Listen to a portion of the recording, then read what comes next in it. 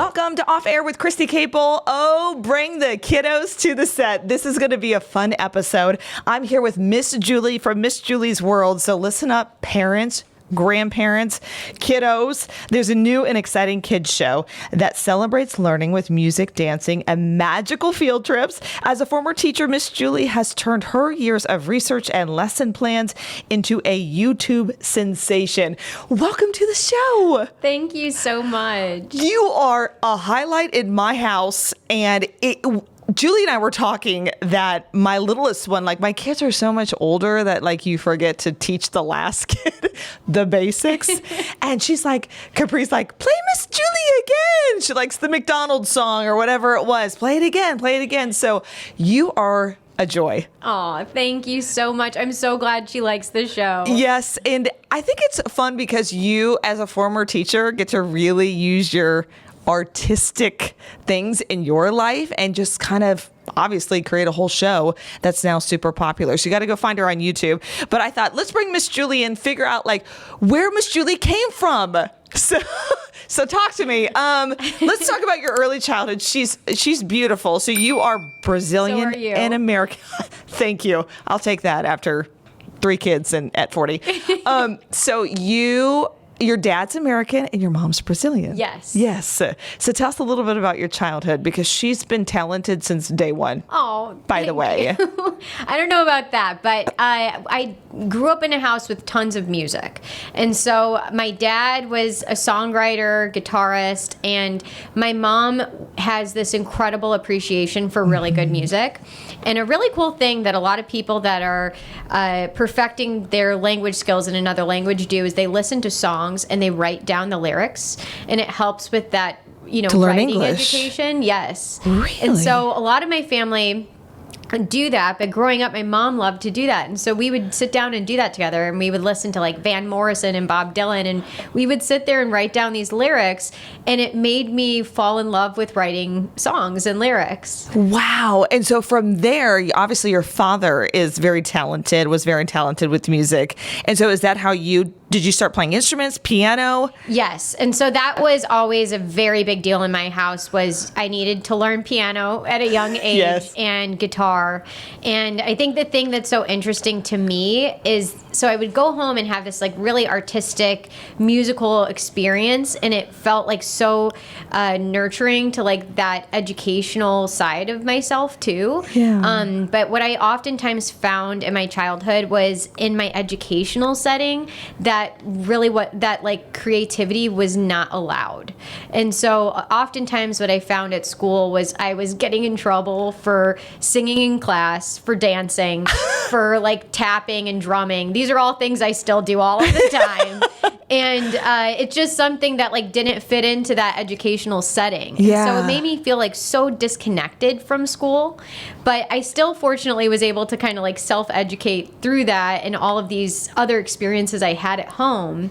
And looking back at that, I think as I got older and I started getting interested in education, I was like, you know what? I could be a teacher that creates an educational setting, a classroom for kids like me. Yeah. Which I think all kids need that. Like right. We all need movement and music and fun. Yeah. You need to incorporate that in the schools. We always say, like my son who's in elementary school, my oldest is now in middle school. Like he just comes home and he just like runs out in the front yard. I mean, they just have to say, be so good, I guess, for 6 hours a day. And they need that movement education. And you can play Miss Julie's videos for the schools because I think that getting them out of their seats and then getting that education, first of all, from you, but also that movement. Right. And the fact that you got notes sent home that, as a troubled kid, like that's wild to me. Yeah, it's funny because I look back and I remember, especially, certain teachers, I was often in trouble. And I'm like, wait, I wasn't doing anything that I should have been in trouble. It was things like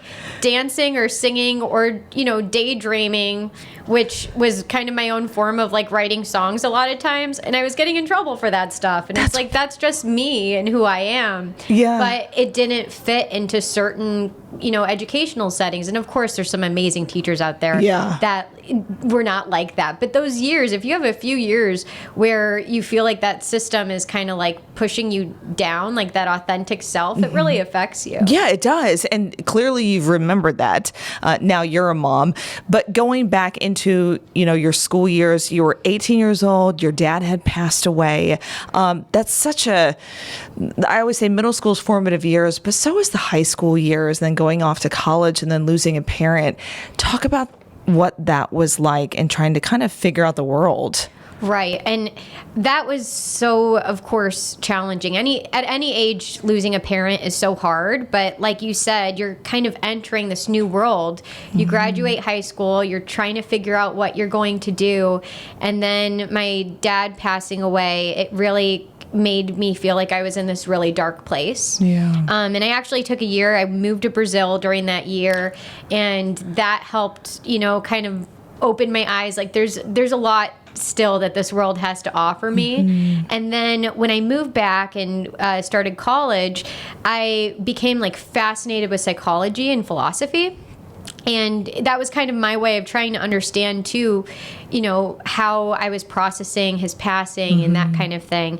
And I got this random side job, felt random at the time, as a nanny. And so I had not really been too experienced with kids before. I didn't know how much I was about to fall in love with early childhood education. And so I started working with this boy who he would stop and smell the flowers. He would be skipping through the fields in his backyard. And so I started doing those things too. And I realized like, oh my gosh, I'm like reawakening this like child inside of me.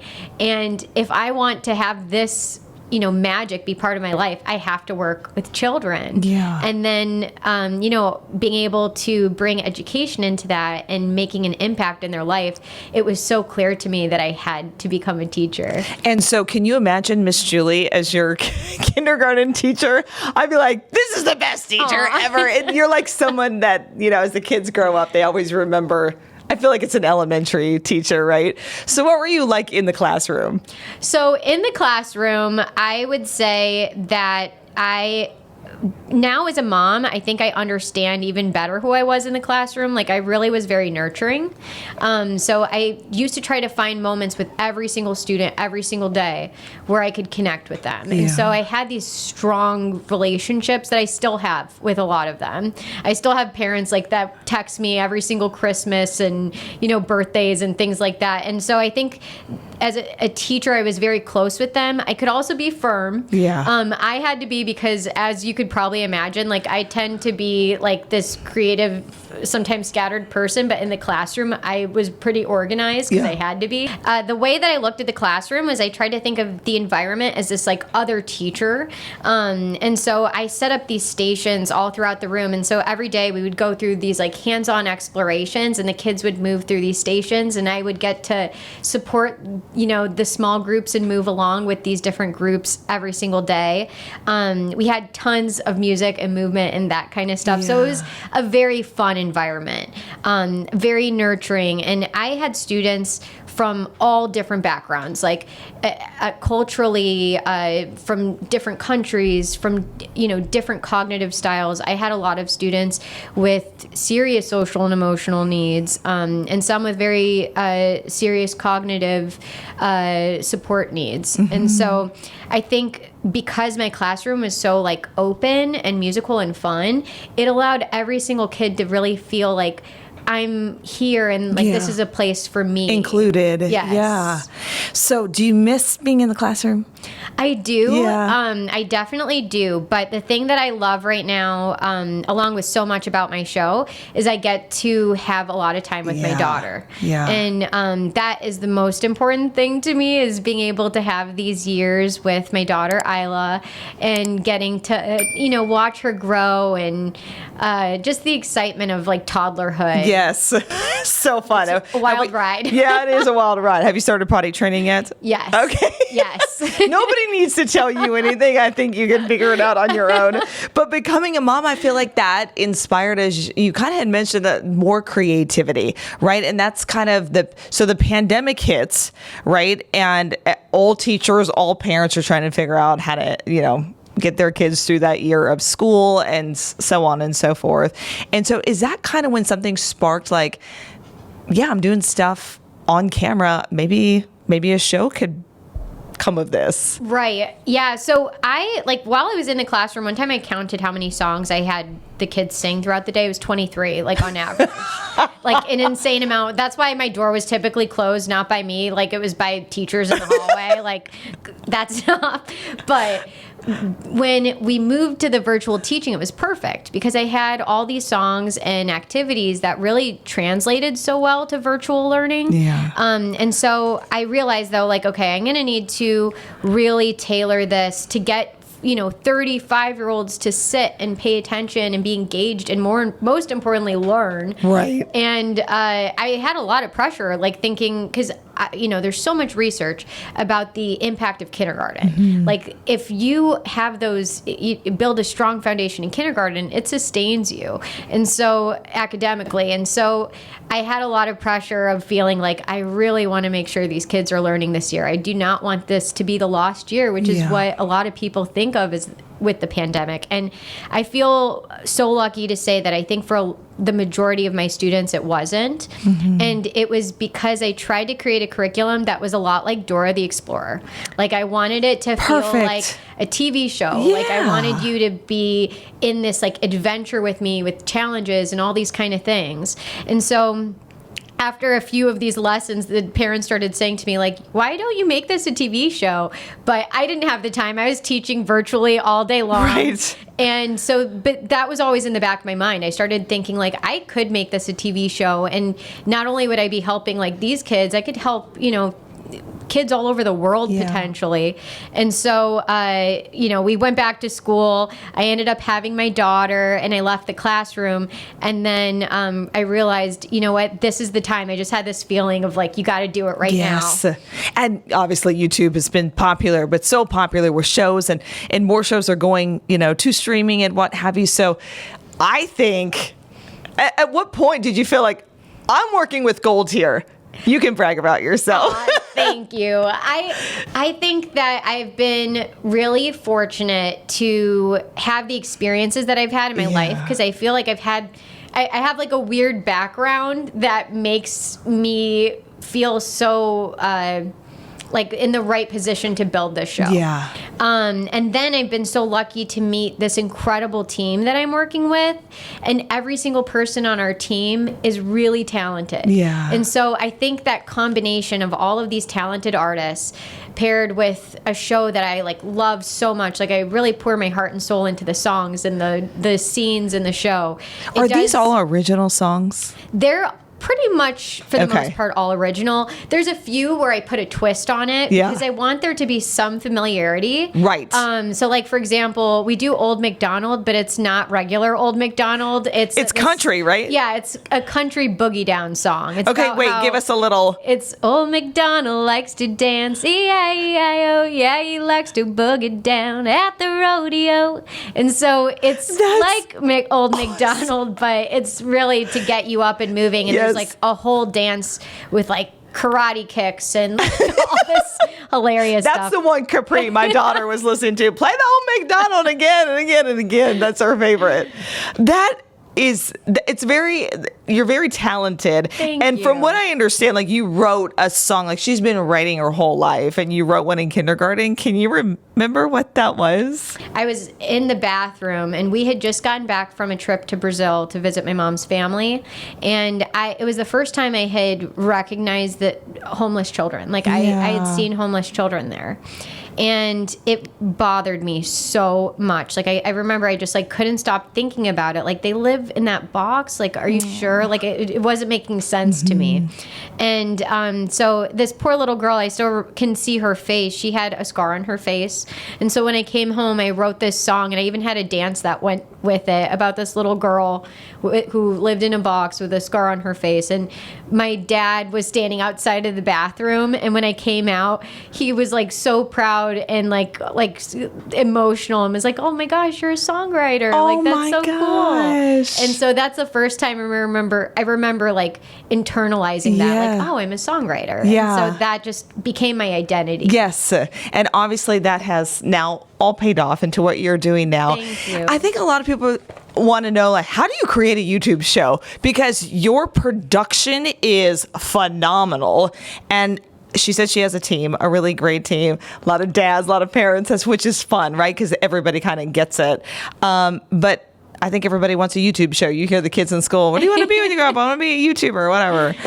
Well, I can tell you ultimately this show is also a business too, like in the sense of like building something and taking all of the bumps and challenges along the way and keep on going. And so I had been writing the show for almost 2 years when I decided to finally really make it. And I think the short answer is it's messy, like in the beginning. It takes a long time to figure it out. And you can't be scared of failure. You cannot be scared of like, okay, that didn't work. Let's try something else. And there was a lot of that in the beginning. And I think anytime you're doing, starting a business or starting a TV show or anything artistic as well, you're having to like just keep going. Right. Like you might experience a setback. Like I tried different artists along the way in the beginning. And some of them didn't work out. And so I remember feeling like defeated at first, like, oh, I can't find the right people. But I kept telling myself, like, the perfect people are going to come along. Yeah. Like, I just know I'm going to find them. And then they did. And that, I think, is the thing I look back and I'm like so grateful that I was able to connect with the people I was able to connect with, which is the video production team at Pixel Planet Studios and then the music producer at Lava Room recording, Mike Brown. And they've just been so wonderful to work with. Another fun thing, like you said, they're dads. Yeah. And they have little kids. So we all are watching kids TV. Right. And so test it on them, right? Yeah, that too. See if they're engaged. Yeah, absolutely. And that's a fun thing. Like we get to talk about like, what did your daughter think of this?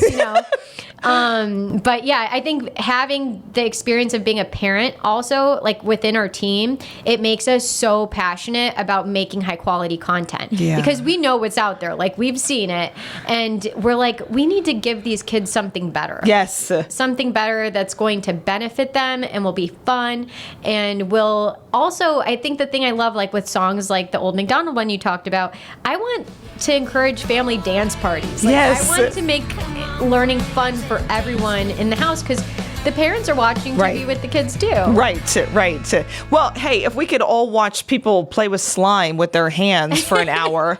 Right. What is happening? And they like, oh my gosh. And my kids are like, oh my God, slime. I'm like, this is not educated. I know. At all. So God bless you for helping for helping us. Costumes are a big thing, obviously. And so talk about that because you got to get creative. Almost for each episode, or you'll switch into like a soccer uniform and show soccer skills. Like you've thought of it all. My husband tells me I need to stop thinking so much about costumes. It's been like a thing that I think I've spent way too much thinking about. Wait, why? I'm just obsessed with fashion in general. Yeah. So I think that's part of the problem is like I get an idea in my head like, oh, I'm going to do this and this and this and this and this and this and this. And then suddenly I've bought like 6 outfits off of Amazon and I'm returning them. Right. And, it's a whole thing. But I do love costumes. Yeah. And so like I'm a Halloween person. I love like dressing up for things. And so that's a really fun part of the show. This is my main costume. But this took a lot of like trying different things. Now, did you do all that yourself? No. Okay. I was lucky. I found that is darling. Yeah, it's really cute. I found it from a website called Cider. It's an English clothing store, and they've got like quirky clothes. So that a lot of times I look there for my costumes. Yeah. Oh, I think it's great. And they probably, if the kiddos are watching right now, they're like, that's Miss Julie, because they recognize, like your main thing. But this is also a very high quality, educational children's show. I mean, like she goes, obviously as a former kindergarten teacher, I mean, you got the curriculum going from math, science, English. So talk about some of that and what the kids, if they are new and don't know about Miss Julie, talk about some of the curriculum that you teach within the shows. My background in terms of college, I studied early childhood education, and then I got my master's in curriculum design and instruction. And so that's really like my jam within education, because that's the artistic element of teaching that's the most fun, right, is creating curriculum. And so I was lucky when I started teaching. I taught at a school that was an international baccalaureate school, which really encourages the teachers to design our own curriculum as much as possible to make it authentic for the students. And so I was so lucky that I got to do that from day one as a teacher.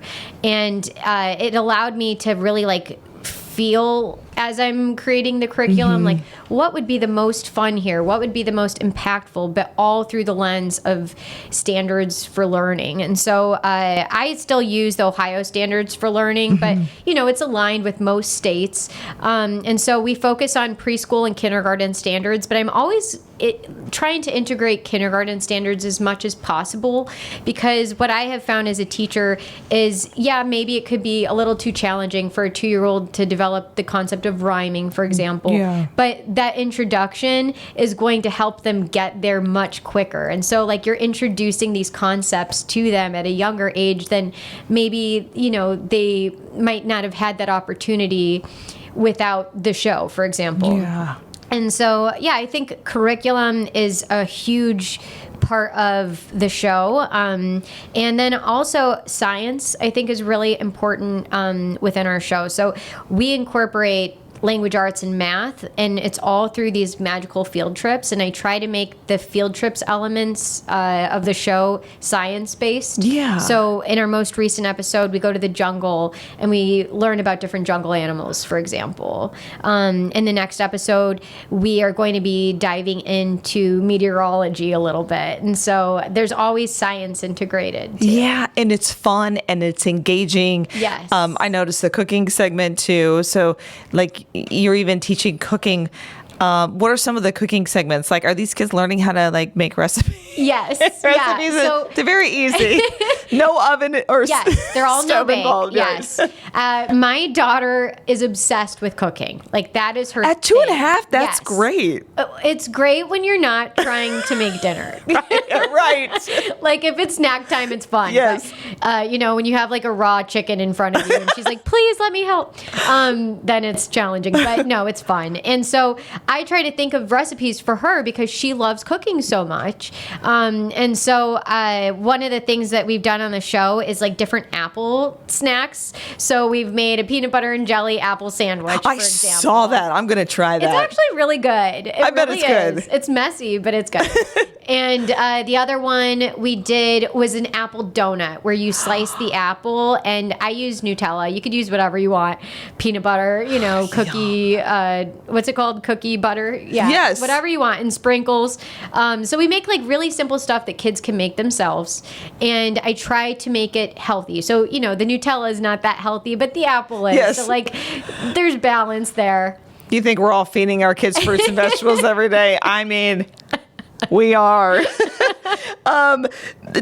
You say that you have some tips for kindergarten, so mine, and we were talking before we started taping this podcast episode, that mine goes to kindergarten next year. And so I know you have some tips. And so for parents like us, and Miss Julie, even though I've had 2 kids prior to Capri, my youngest, it's like you forget certain things that like I'm forgetting to implement a certain amount of, you know, TV time of like watching educational things like Miss Julie's World. So it's like you have to remind yourself for each kid. I mean, I got a 12 and a 4-year-old. So anyway, so going into kindergarten next year, like how can we get them ready for that? Yeah, it's such a different issue than when we were kids. Yes. So like the kids today are expected to know so much Agreed. going into kindergarten.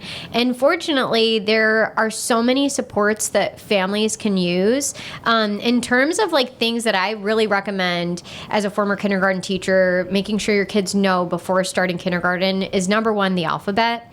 So being able to identify the alphabet, and if they can identify their letter sounds, it's going to make them jump into kindergarten like, ready, I am here. I can like do the more challenging activities that the teacher has for me versus feeling like they're playing a game of catch up. Right. And even flashcards. Right. Yeah. Flashcards for the letters. And that's still a thing. Yeah.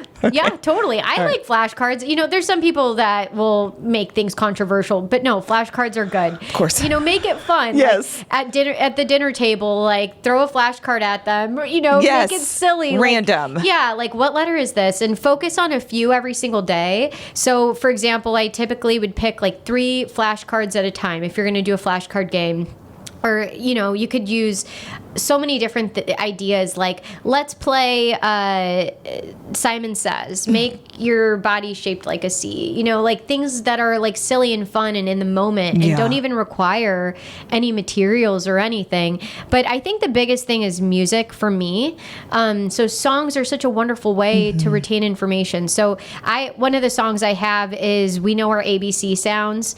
And that is one that, you know, I think is a great song to help students learn their ABC sounds, as well as, you know, the basic ABC song. And being able to say your sounds and know your ABC letters, it's going to put them at such an advantage. One thing I think that used to kind of break my heart as a kindergarten teacher, you'd have these students that are so brilliant, but they, you know, came in without their parents fully knowing like how intense kindergarten is today, because it's different than when we were kids. And so that is something that like watching those kids have to, you know, struggle to catch when they're up. not used to, when they're smart, when they're so brilliant, like they totally have the ability to start with all of that knowledge. They just didn't have the opportunity to.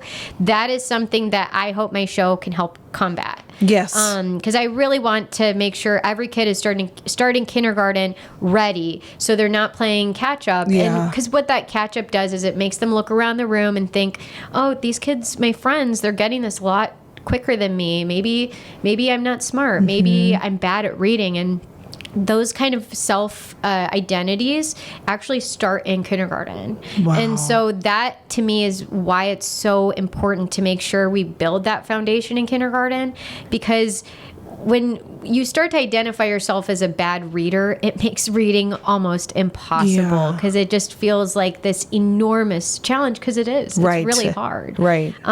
So yeah, I think knowing all your alphabet, letters and sounds, being able to count to, let's say, 20, you know, 30, and again, using music to do that. It makes it so much easier, and movement. You know, let's do 20 jumping jacks. We're going to count, you know, things like that.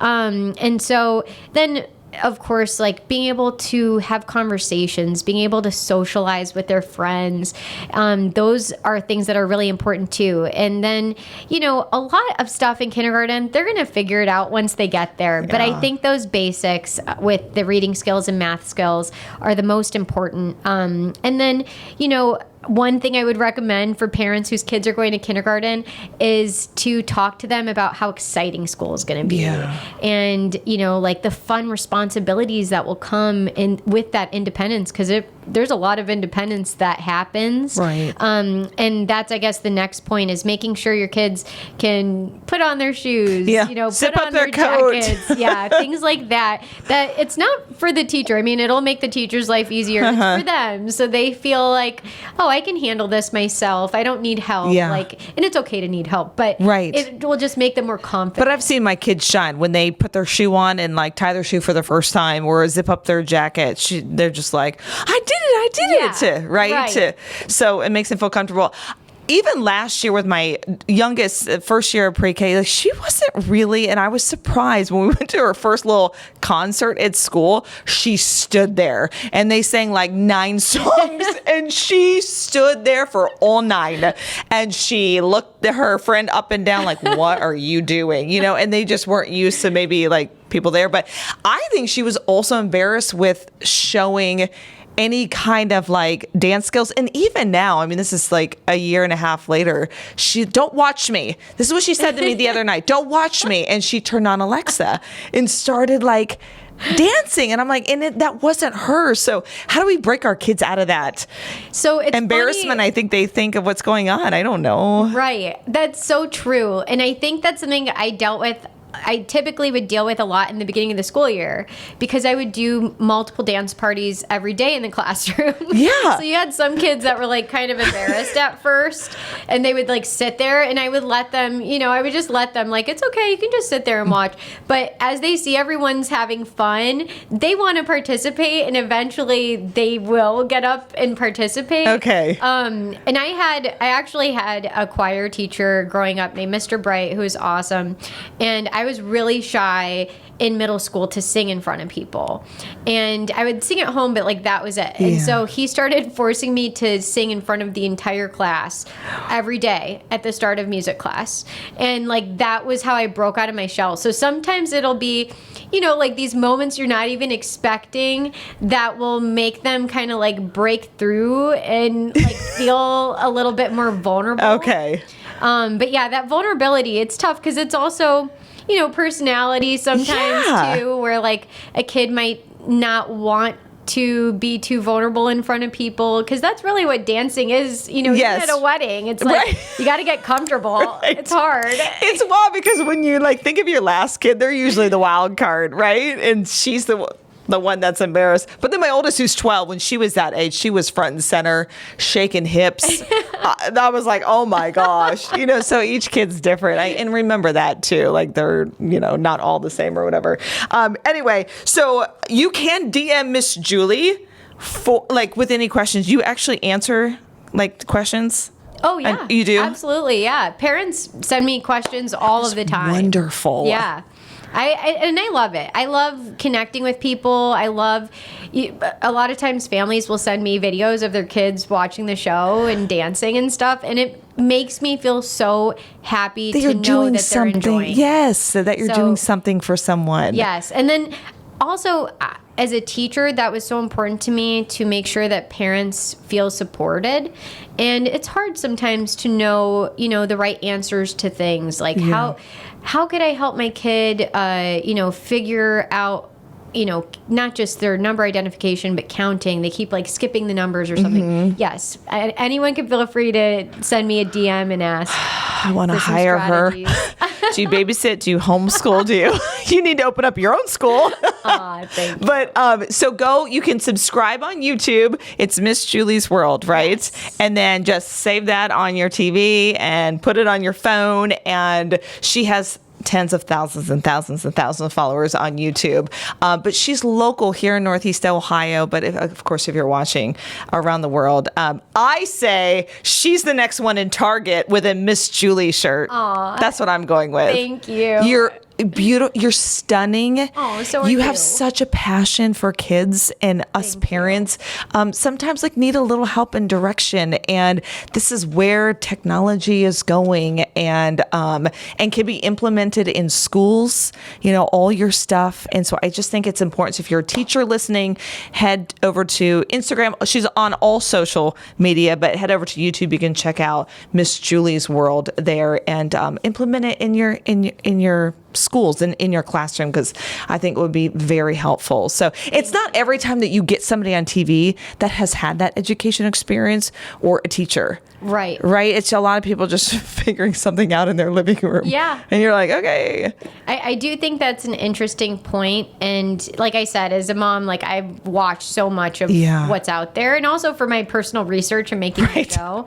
And I have been surprised by how many shows are not led by teachers doing educational content, because you couldn't teach at a school if you weren't a teacher. But somehow you have all these bazillion followers, right? And but yeah, absolutely. And I think that's something I feel so honored to be able to help families with. And I feel really grateful I've had the experiences and opportunities to build a show like this, where I can give parents, that supplemental support of, here's a place, you need a break.